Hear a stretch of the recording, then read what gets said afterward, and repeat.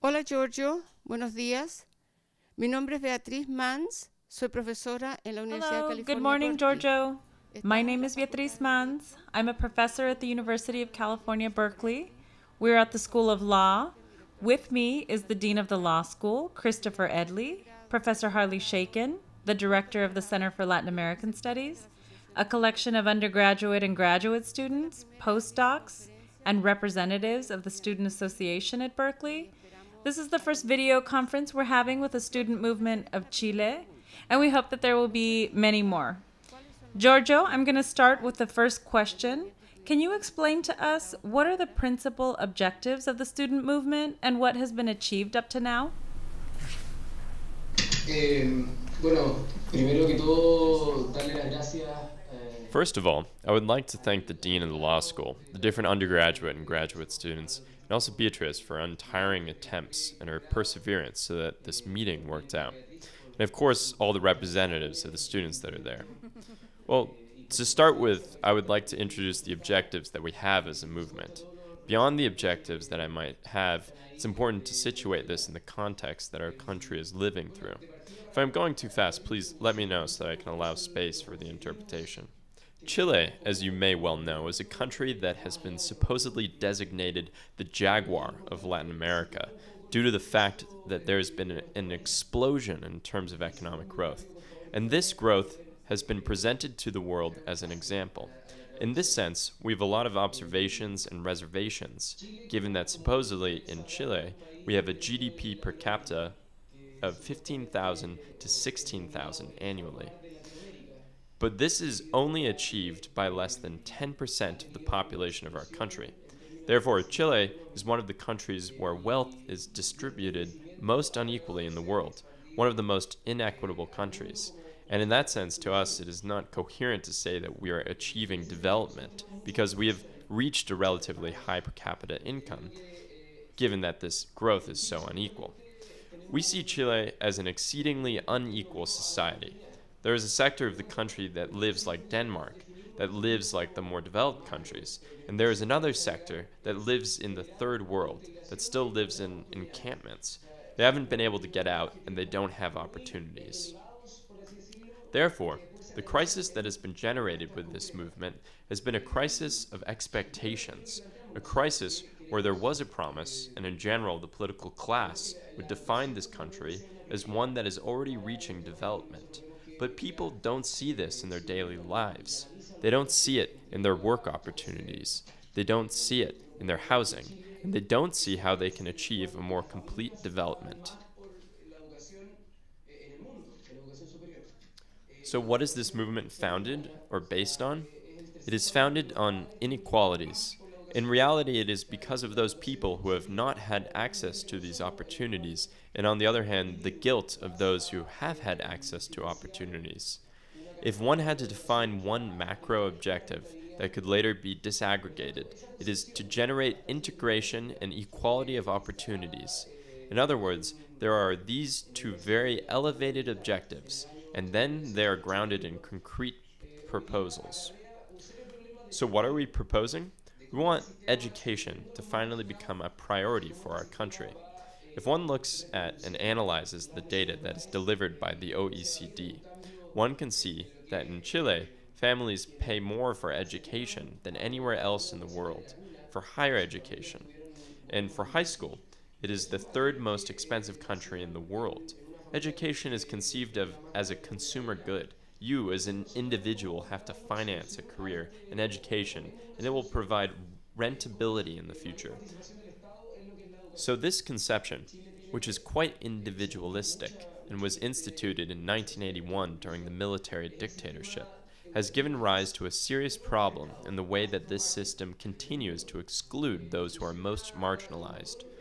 The system reproduces inequalities. One doesn't see a change for those who have had a good education from the cradle on because their families have a good income, versus those who were born to a family experiencing greater degrees of vulnerability. So, how do we solve or propose a solution? It would be with greater participation by the state in education. Chile has, according to many people and many experts, an education system that is the most pro market in the world. The market is effectively the motor, while state participation is very low in terms of financing and regulation. We want to make public education more central.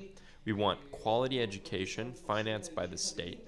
The state's standards should be very high so that private schools that enter the education system are introduced because they have a different project, a different teaching method. Maybe Montessori programs, or because they have different religious options, but not because they have a better quality of education. This is the premise that we want in place. We see that public education plays a fundamental role. I know that where you are, Berkeley, is a state university. It is a California university, and it has a high contribution from the state. But as I understand it, that contribution has been diminishing, and the students also have to contribute financially to study there. In Chile, what we see is that if we continue with this market model for education, if we continue down this road trying to correct errors and mistakes rather than reestablishing the foundation of the system, we will not achieve the objectives that we proposed from the beginning. I don't know if I went into another direction, but the objections are basically integration and equality of opportunity. And for that, we believe that we need strong public education, where there is more participation from the state in growth, so that we don't feel that anyone is excluded from the system. Giorgio, hola. Soledad Martínez. Hi, Giorgio. I'm Soledad Martinez. I'm studying for a PhD in Health Services and Policy Analysis. And I'm also a teacher at the University of Chile in the School of Public Health. First of all, and I know you know this, but I wanted to say, this is the mother of all fights, Giorgio. This is the battle we have to have. I participated in the student movement as a student in the 90s with Rodrigo Rocco and Evan Mirnes. We took over the schools, we marched, we demonstrated. There were changes, but the truth is, it didn't end up being a lot. Then the Penguins movement came along, and the same thing happened. I would like to ask, how do you see this movement? How do you see this movement advancing? How is it going to become institutionalized? Will it achieve real changes where they have to be achieved? That the presidency sends the proposals of law, that the Congress approves them, etc. How do you see it? And I know that it is a lot to ask in 2 years, but one of the reasons why this movement has worked and has been successful is because you are against Piñera, right? So when the Concertación comes back, what do you think is going to happen? And how do you see these next 2 years unfolding?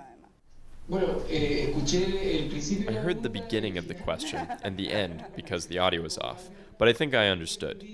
How can we project this, as you say, mother of all fights, as President Piñera also classified it? How can we today make our point of view understood, which has nothing to do with markups, nor with grants, nor with reducing credit rates? It has to do with reestablishing the role of the state in education. And this, of course, in a government like the one we have today, in which one sector of the government coalition is the one that basically created the current educational system. It is the most conservative sector that wrote these reforms in 1981. Therefore, today, we are basically having a dispute where we are asking that sector to stop believing in their religion. We are talking about the fact that we are touching the finest fibers of the Chilean right wing. In that sense, this year we can achieve certain changes, certain advances with greater participation by the state.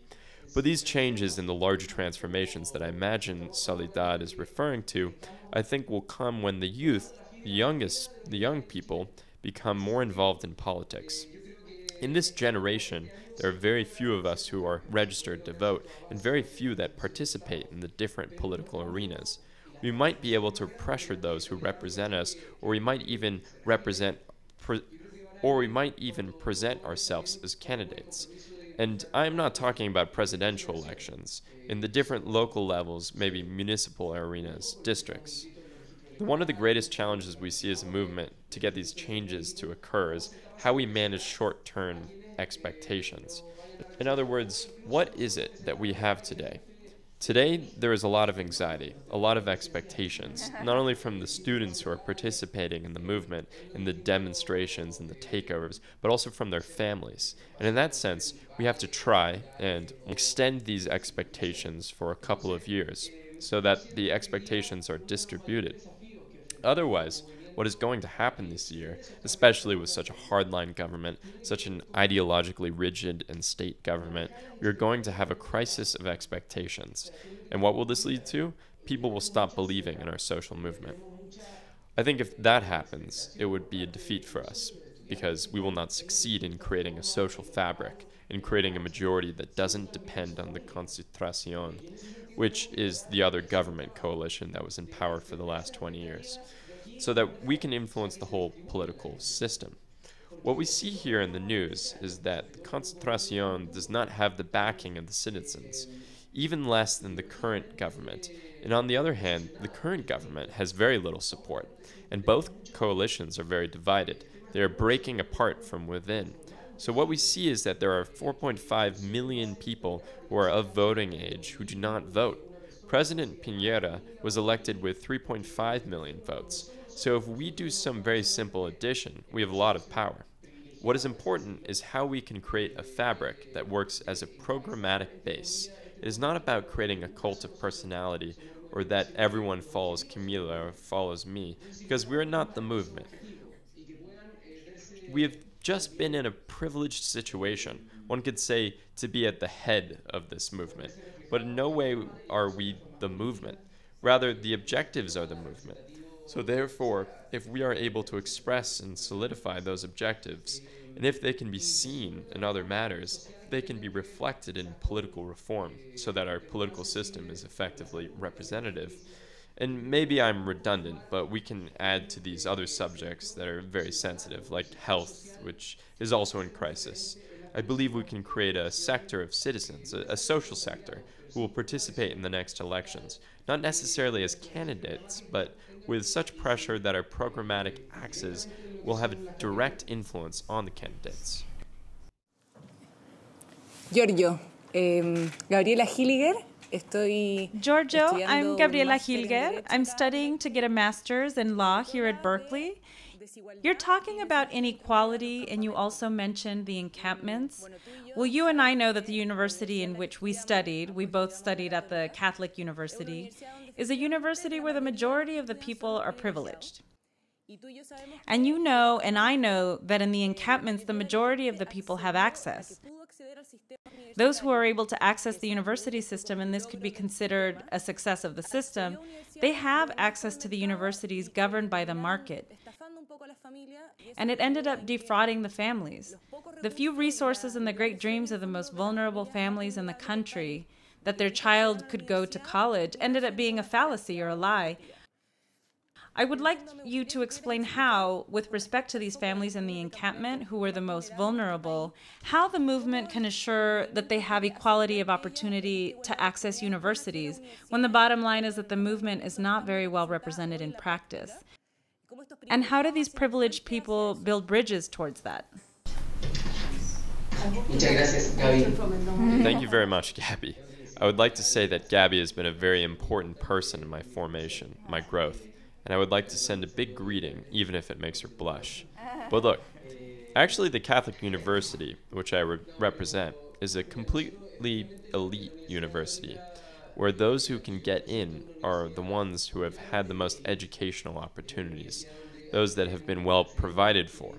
They're total outliers who have been able to emerge through a very unequal system. And as Gabby says today, what are the administrations saying? The last one, or the one that we have now. In Chile, 7 out of every 10 higher education students are the first in their families to enroll in a university. Their parents weren't able to go. This is a fact that creates a certain degree of self-complacency, creates the illusion that access to higher education is widespread and that Chile has made great progress. But behind these numbers lies a tragedy. Half of these students, who are the first in their families to have access to the university, actually drop out. Many drop out because of economic reasons or because they have difficulty working and studying. Many choose to enter into vocations rather than continue with their degrees, and this half drops out indebted and without a university or technical degree. And the other half of these first-generation college students who do manage to graduate, 66% of them, do not find work in what they studied. Rather, they have to work in some other field. So what happened with the educational system in Chile? It grew explosively through an unregulated private sector. Big offers were made, there were a lot of publicity urging students to enroll. The students were told if they went to school, their lives would change, everything would change. They enrolled in these universities to access opportunities, paying for much of their education with very expensive credit, with the expectation and the hope that this would allow them to get ahead in life. And then there is the crash of expectations that is generated, either when they drop out or when they graduate with a degree that the job market doesn't recognize. This is what generates a lot of anger, disillusionment, and finally a violence towards the system. So going more concretely to the question, how can we as a movement today take responsibility for that reality and try to resolve it or create a road to a solution? First of all, it is a matter that has to do with the long term. It has to do with an increase in the coverage of preschool education because many of the most vulnerable families have no access to kindergartens or preschools. And we believe that this is very important, not only for the development of the child, but also because then the mother can go out and find a job, and that benefits the socioeconomic environment. Second, in primary and secondary education, we have to attack the issue of segregation. Today, we see that the public education it's like a jail. It is created only for the students who are relegated to the system. Public education is not the chosen option for parents. On the contrary, it's been the worst for the parents, with the exception of the maybe 50 or 100 excellent public schools. But the generality today, unfortunately, have been abandoned, and public schools have been relegated to the most marginal sectors of society. Therefore, there is no integration. What we want to create is integration, eliminating shared financing, fortifying public education in all sectors of the country, and that will be done in the long term. As far as higher education is concerned, we are stating that there has to be a system to level things, a system of positive discrimination together with academic leveling so that students have access to higher education because many are talented but haven't had the opportunity to have access to them. Something like affirmative action, but with a system of leveling that's serious and that has been done previously.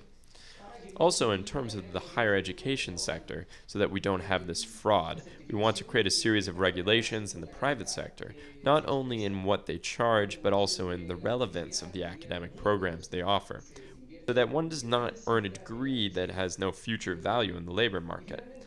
These programs need to be certified to ensure that they are of quality. Right now, it is very deceptive. There are millions being invested in advertising. And finally, what we want to end is profit in education in such a way that this incentive to deceive people no longer exists. Currently, we see education treated as a business. The fact that the incentives have been created to maximize profits has done a lot of damage because it is deceptive. And basically, within our institutions, we would like to promote affirmative action so that we can have more heterogeneous groups coming, always pushing so that financing is never a restriction that keeps students from enrolling in higher education, and for that we have to have a much greater participation from the state. I don't know if this answers your question more or less, Gabby. Muy bien.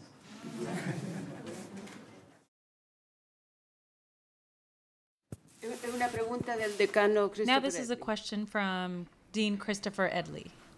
Thank you so much. Thank you so much for doing this. Your presentation is just marvelous. I have two related questions. First, can you say a little something about what the governance system within your movement is? How do you and Camila run it? Is there a democratic process established within it for decision-making? And second, who are your most important allies in civil society within Chile? Or if they're not allies now, who do you need to be effective allies?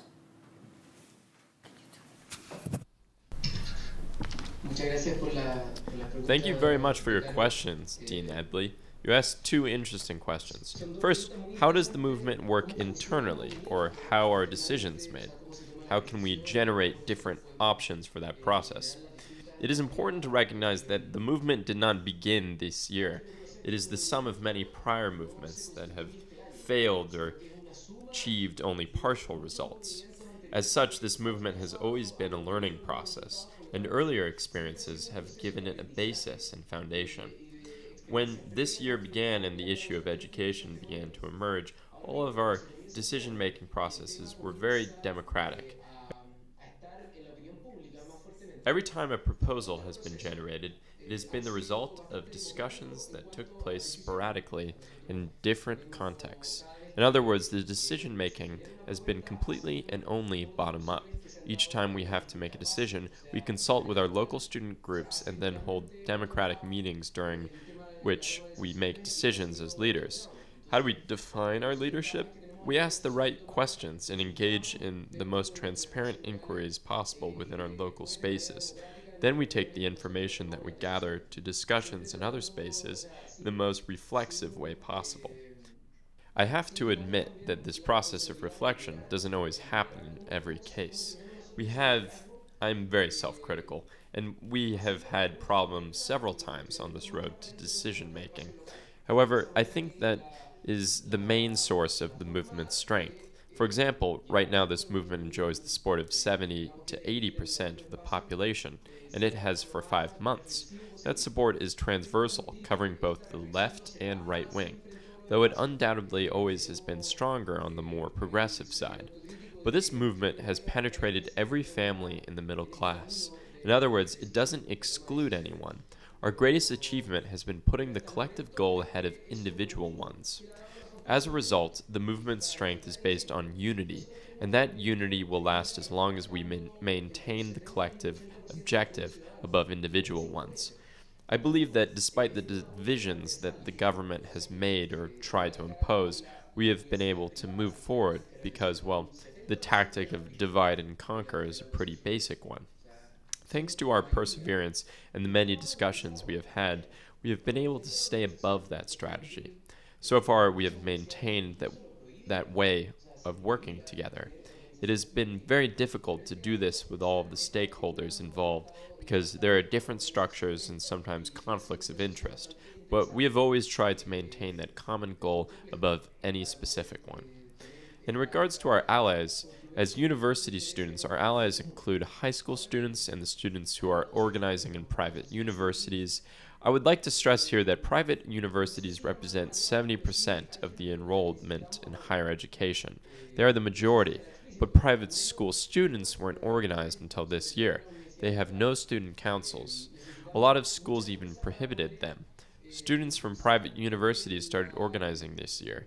They have created organizations, and the process of having these different interests come together around a common goal has been a very interesting but very complex one.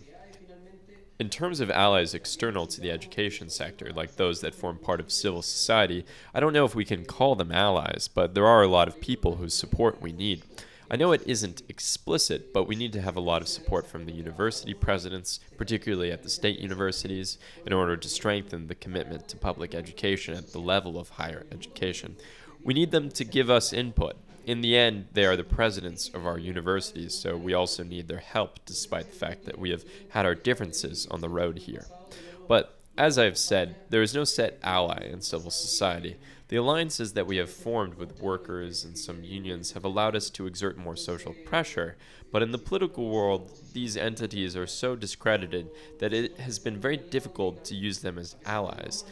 They have a glass ceiling, a past that is always with them, and that often went against the interests of today's student movement.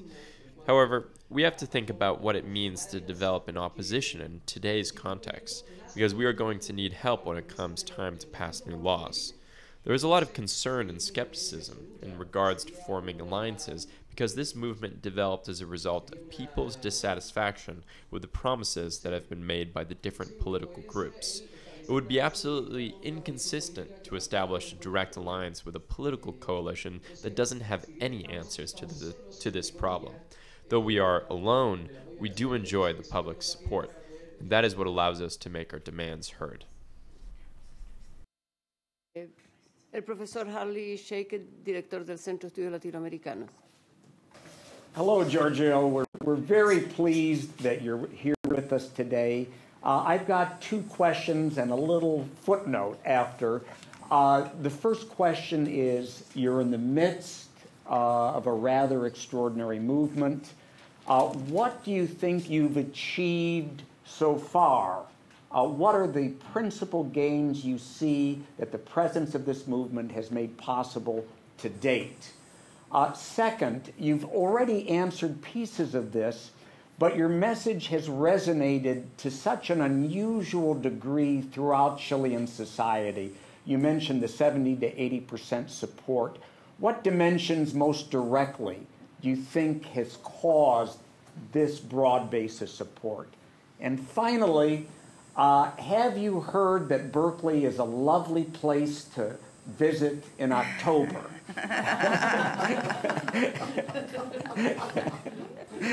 Yes, beautiful. Eso fue una invitación. Was that an indirect invitation? Let me see if I understand the two questions. One has to do with how much we have achieved so far, and the second is focused on what allowed this public support to emerge and the main reasons we have that support. Did I understand the questions correctly? Okay. My English isn't that bad then. Well, what have we achieved so far? I think that the progress that has been made is more qualitative than quantitative. Today, I believe that we have changed the way people think. It is very difficult and arrogant to talk about generating cultural change because it is something that takes many years to achieve. But I believe in a point of inflection at which we stop talking so much about individual concerns, which also are linked to consumerism, to only thinking about me, that false idea of success as an individual construct. Instead, we talk about the collective, about what happens to the next guy and to our society as a whole. I believe that this is a change that is taking place in the conversations that are being held in different spaces, though it is hard to see. The qualitative change of first moving away from the individual and towards the collective, at least a little bit, is combined with what I call breaking down the limitations of the possible. In other words, we have changed common sense. It used to be practically impossible to talk about free education. Today we are actually discussing it, and we are going to have a conversation about how to reach the goal of free education with the minister. That means that the topic has been introduced and is no longer taboo. Above and beyond the professional or sectoral issues related to the field of education, in which paradigms that have been broken down, and it has been made clear that the government has to be present. Those are the qualitative changes that we have made. I believe that the greatest achievement of this movement has been to question this democratic system that is based on consensus, this representative system in which we were very much unaware of what citizen participation really is meant. We have a government, and here I am not only talking about the current administration system, a government that didn't take that demand into account, that tried to eliminate it. Today, I believe that the people have been empowered. The people have demanded more power, and in that sense, I believe that we have accomplished a great deal, and that this movement has been very successful, though it is unpopular to say that we have been successful because we haven't achieved our goals in the arena of education yet.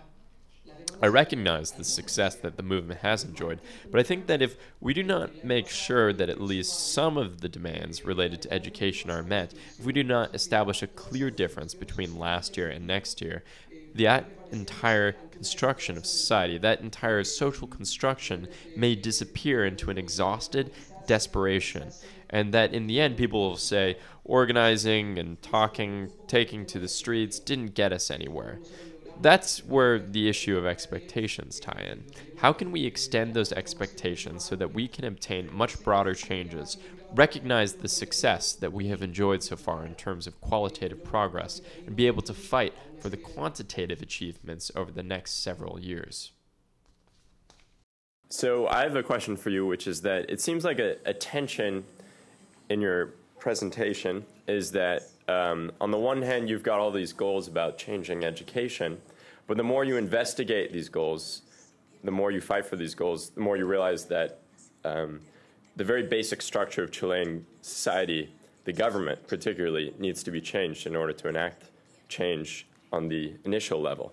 And so my question to you is, how do you plan on going forward against what you see as maybe an elite class in the government that perhaps does have conflicting interests?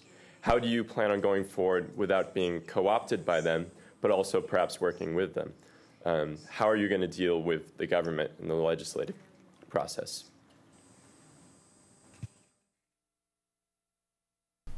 Esa pregunta sí que es complicada. Now that is a tough question. As you said, we believe that political reforms and changes to the representative system must be introduced in order to achieve structural change. On the other hand, we can make progress, particularly through well-organized political actions, in order to make changes that lead to the goals that we have set. In that sense, how can we define well-organized political action? First, it has to do with the pressure that the public exerts in terms of protests aimed at keeping public opinion on our side. In other words, the government bases its actions on surveys, and when our numbers start to fall, the government will try to forget about us.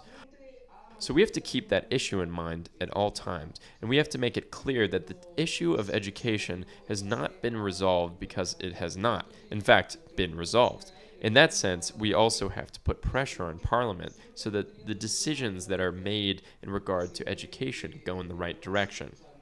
That is going to involve work at the local level that involves appealing to the political parties so that they will realize that if they legislate in favor of, well, let's take the opposite scenario. If they do not legislate in favor of the people, that will be brought out during the next elections.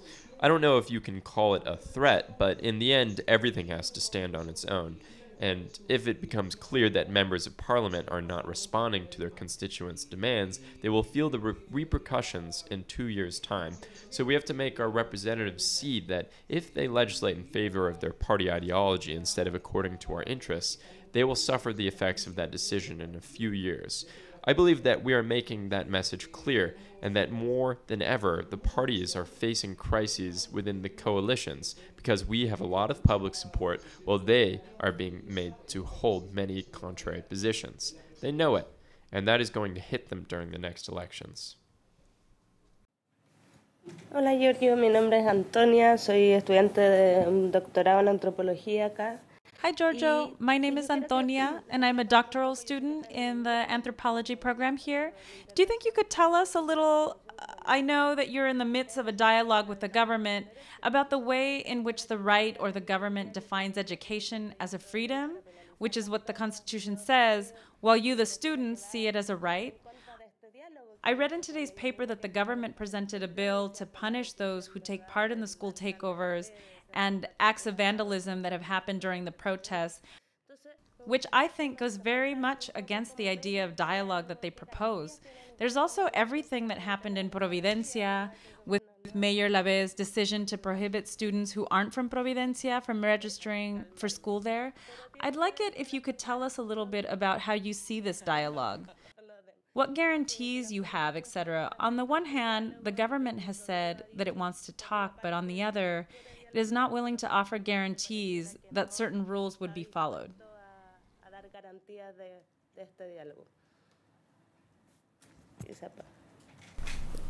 Perfecto.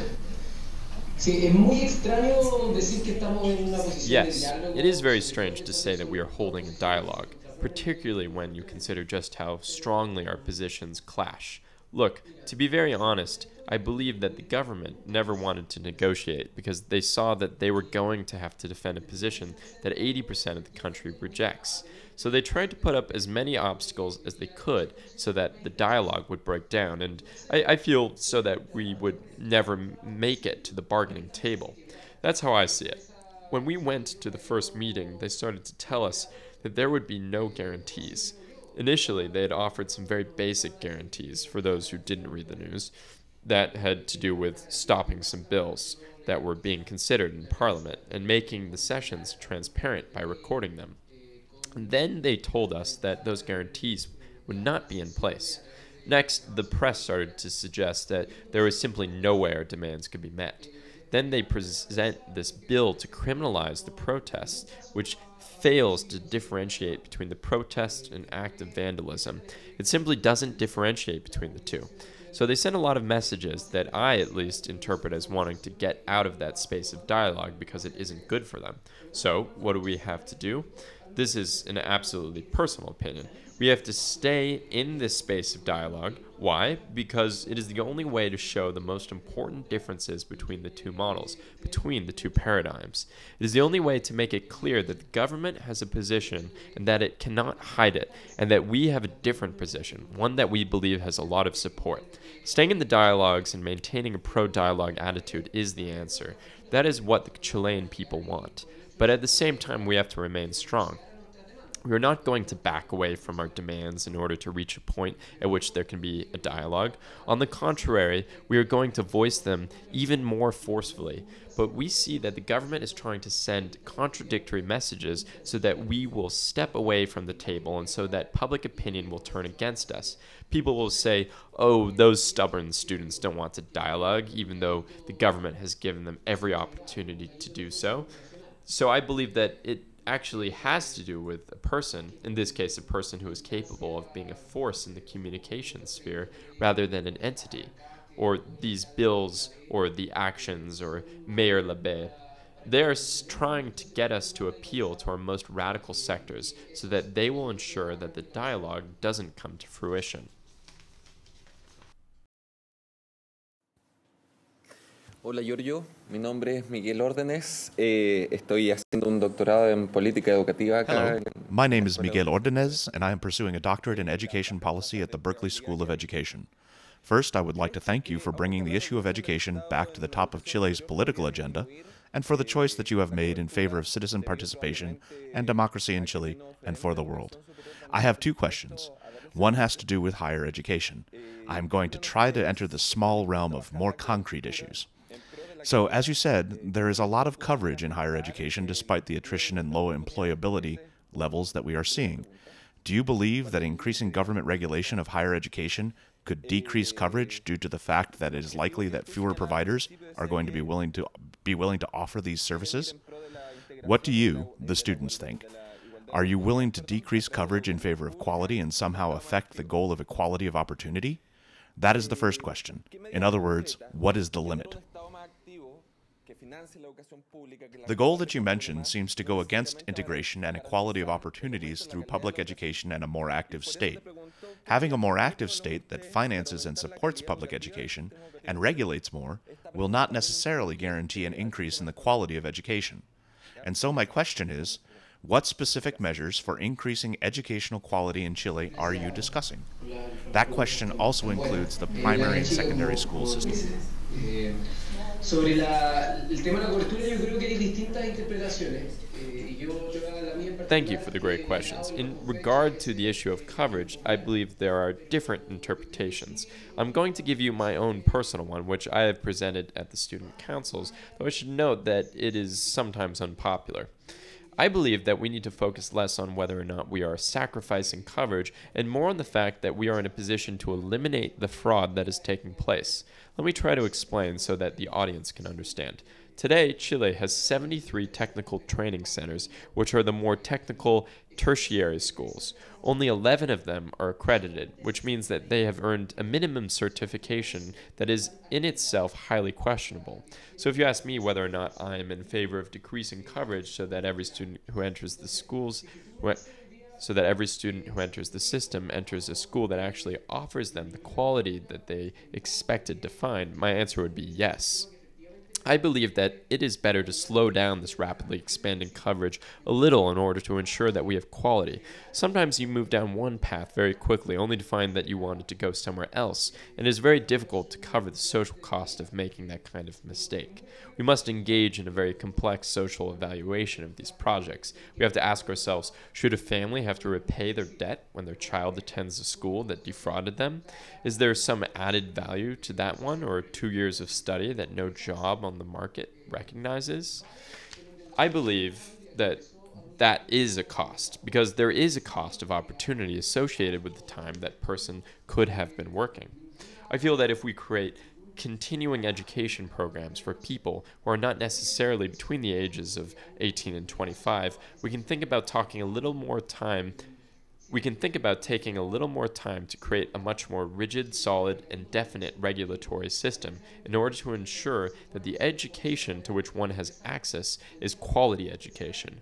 So the question of whether regulation will decrease coverage is an easy one to answer. I believe that it will.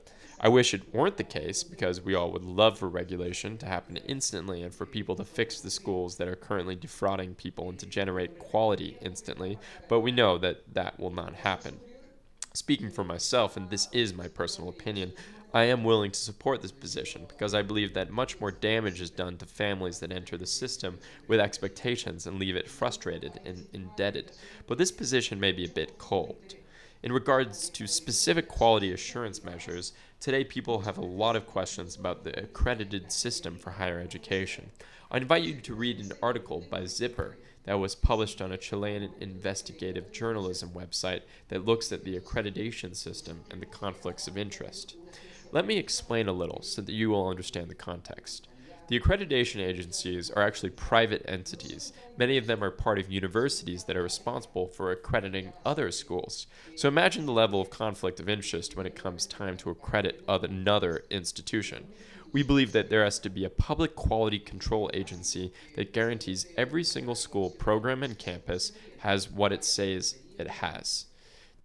Today, an institution gains accreditation by meeting basic criteria that essentially involve an evaluation that is meant to attest to the fact that the process works well above and beyond the contents.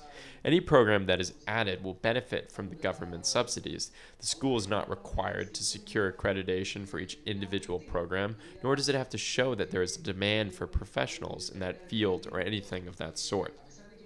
These institutions and universities are allowed to create journalism programs despite the fact that the job market is completely collapsed in that field. I'm going to give you an absurd example so that you can see the contradiction.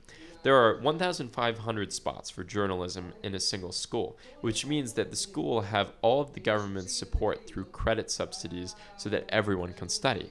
But how can we be so irresponsible as a society to offer a subsidy, to offer hope, and in the end throw that family into debt, knowing that the student has no future in that field? I believe that there should be a public quality control agency for higher education as well as an oversight agency that generates financial and academic transparency, so that all of the information that comes out of these institutions will be transparent, which will make the issue of quality more explicit. This goes for elementary and secondary education as well, though I haven't discussed the issue of quality at that level as much. I know that there is a proposal that will lead to an operating agreement, which is the Quality Control Agency. You might have more information about that, but I haven't researched how such an agency would work. From what I understand, that is progress, but I'm not sure how much. Giorgio, no puedo creer cómo se pasó la hora de rápido. Estamos casi al final. Giorgio, I can't believe how quickly the time has passed. We've almost reached the end of our time together. You also seem a little overwhelmed. You're looking at the time. Well, I hope the conversation that we have had is the first of many between Berkeley and the students of Chile. We have to take advantage of this fantastic technology which allows us to come together, see you, and talk with you. I'm sure that everyone here believes that we could keep going for at least 3 more hours, and we're very grateful to you. We know how busy you are and that you had to go to Las Condes in order to be with us today. I know that this is a big sacrifice for you and that you have a lot to do. I also want to let you know that we're going to put this conversation on the university website through the Center for Latin American Studies. We also hope to put it on YouTube. As I said, hopefully this conversation will continue in the future through this medium, though it would be even better to have you here so you can talk to us directly. You want to say something about the web? Yes, I'd also like to thank you. This has been a very informative conversation, raised many issues. We look forward to continuing this. And also, the audience for this is not simply in this room, as Professor Mons mentioned. It really is the larger audience on the internet. The website of the University of California at Berkeley is the most accessed EDU domain in the world. We will be putting it on the website of the Center for Latin American Studies to give it a broader audience and look forward to continuing the conversation. So once again, thank you. Giorgio, there's one more comment that Dean Christopher Edley would like to make. Giorgio, you have to be successful. What you're doing is inspiring for us. We have some similar problems, not as grave, of course, not quite as bad.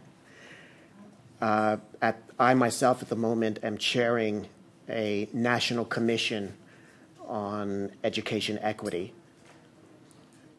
And it's clear to me that we will not make progress in this country without a movement. So in a sense, because you have become an inspiration, our future depends upon your future. So we have a stake in your success, and I hope we'll find a way not only to continue the dialogue, but to be of help to each other. Thank you so much. Muchas gracias a ustedes. Nos transmiten. Thank you very much. We are under a lot of pressure, but we understand that this movement has to be successful. We have to achieve important things in the coming years. There is no doubt that the way in which education is viewed has to change. I also wanted to note that we have always looked at different studies on the topic. For example, last week we met with the ambassadors of Finland and Sweden here in Chile, and they believe that there is an absolute political consensus in regard to the need for public and free education and the equality of opportunities upon which the democratic system is founded, which in turn creates a system for facing future challenges.